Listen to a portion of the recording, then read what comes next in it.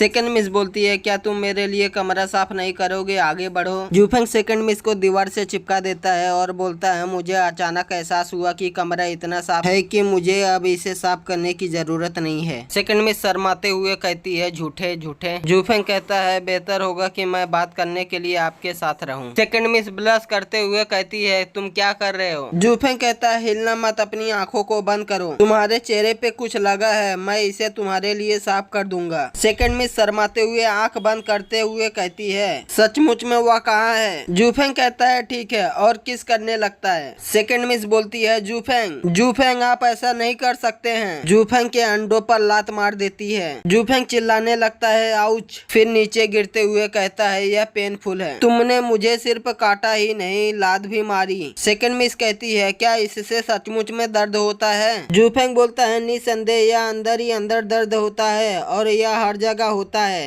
Second miss बोलती है, इतना बुरा होना आपकी गलती है, यदि तुम फिर इतने बुरे हुए तो मैं पिताजी से बता दूंगी। सेकंड मिस जूफेंग के होंठों पे फूकने लगती है। क्या अब बेहतर है, अभी भी दर्द होता है। जूफेंग कहता है, थोड़ा बेहतर लग रहा है, फूकते रहो फूकते रहो। सेकंड मिस मारते हुए बोलती है, तुमने मुझसे फिर से झूठ बोला। जूफेंग चिल्लाता है, आउच आउच आउच। फिर सेकंड मिस का हाथ पकड़ लेता है और अपने ऊपर खींच लेता है। सेकंड मिस बोलती है, जूफेंग भविष्य में मुझे अपनी रक्षा करने के लिए केवल आपकी आवश्यकता है। जूफेंग कहता है, हाँ। सीन शिफ्ट होता है। जूफेंग सीटी बजाते हुए जाते रहता है। पीछे से लिनलू बोलता है, जूफेंग पीछे मुड़ के कहता है, हाँ। लिनलू बोलता है, मेरे साथ एनवाई की बेटी के जन्मदिन पार्टी में चलिए। आपके होठों को क्या हुआ। जूफेंग कहता है कि ओ, मैं कल शहद का पानी पी रहा था, यह बहुत मीठा था, मैंने अपने होठों को चाटते समय गलती से खुद को काट लिया। लिनलू कहता है कि अगर यूलिन को पता होता कि आप चुपचाप शहद का पानी पीकर खुद को काट सकते हैं तो वह निश्चित रूप से कहेगी कि आप इसके लायक हैं। जूफेंग कहता है, तुम्हारी बहन ने सचमुच ऐसा कहा है। लिनलू कहता है, क्या कहा आपने। जूफेंग कहता है, कुछ भी नहीं, आपने गलत सुना है, जन्मदिन पार्टी ठीक है, हम कब निकलेंगे। लिनलू कहता है, अब हम चलेंगे, इस पार्टी को याद रखना, लोग क्या कहते हैं उसे सुने, इसे गंभीरता से न ले। हालांकि मेरे पिता एक जनरल हुआ करते थे, लेकिन उनकी वर्तमान स्थिति आधे अपंग होने के बराबर है। लोग चले जाते हैं और चाय ठंडी हो जाती है, स्वाभाविक रूप से उस नोबल के सामने मेरा स्वागत नहीं होगा। जूफेंग लिनलू के कंधे पे हाथ रखते हुए कहता है, आप दूसरे लोगों की राय की परवाह क्यों करते हैं। यंग मास्टर, आपके पूर्वजों की छाया से जो गौरव मिलता है उसकी गिनती नहीं की जा सकती है। जूफेंग जाते हुए कहता है, बड़ापन एक ऐसा स्वभाव होना चाहिए जो किसी की अपनी महिमा की रचना से आत्मा पर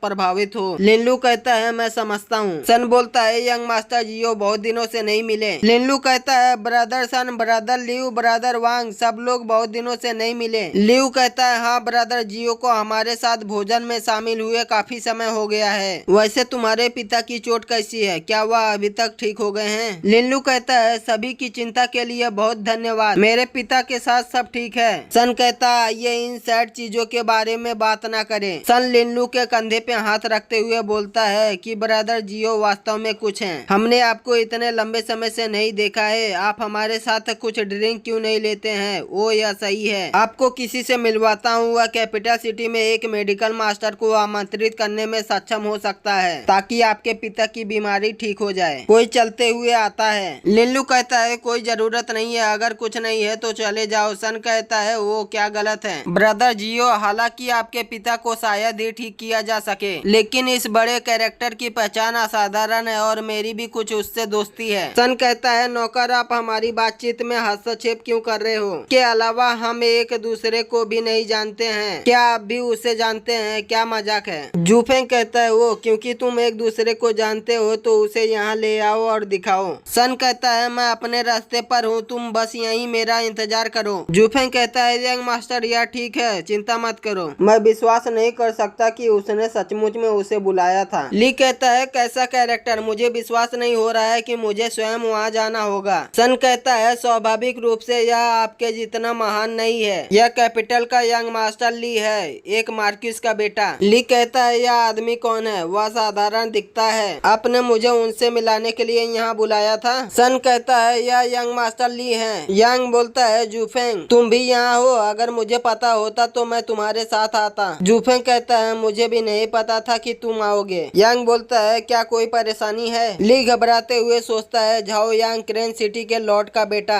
हंसते हुए कहता है परेशानी कहाँ है, मैं बस यंग मास्टर जू और यंग मास्टर जियो को समझने की कोशिश कर रहा था। जूफेंग बोलता है यह सही है। यांग बोलता है ठीक है चलो यहाँ से चलते हैं, यहाँ बहुत शोर है, हमने कई दिनों से एक दूसरे को नहीं देखा है। सन कहता है यंग मास्टर ली चलो।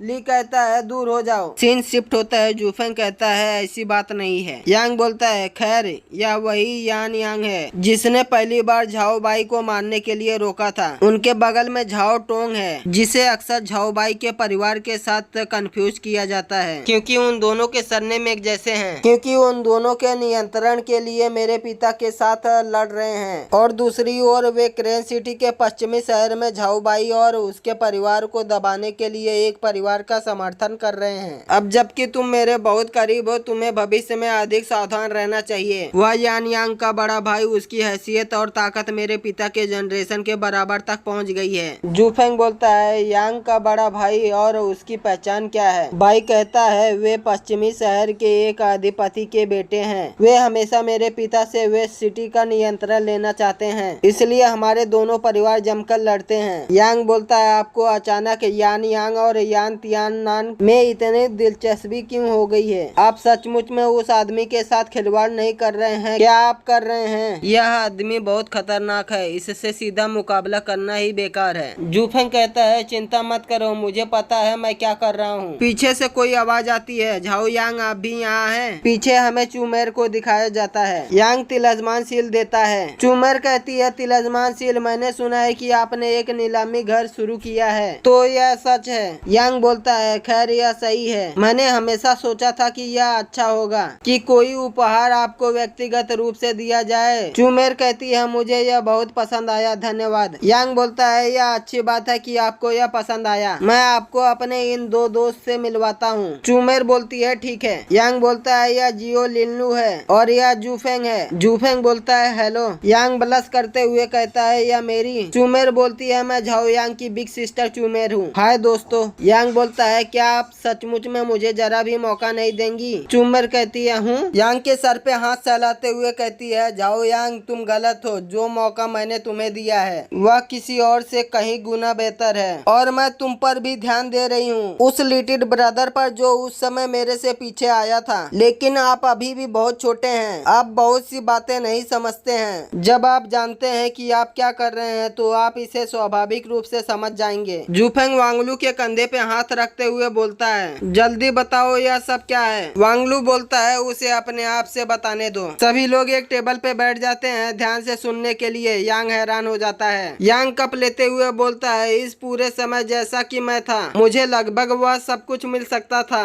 जो मैं चाहता था, लेकिन मुझे ठीक ठीक पता था कि मुझे क्या चाहिए। वह मेरे लिए अच्छी थी लेकिन यह उस तरह की अच्छी नहीं थी जैसी मैं चाहता था। यह करीब लगती है लेकिन लाखों मील दूर है। जूफेंग क्या मैं कमजोर हूँ? मुझे उसकी बातों का मतलब भी समझ नहीं आता।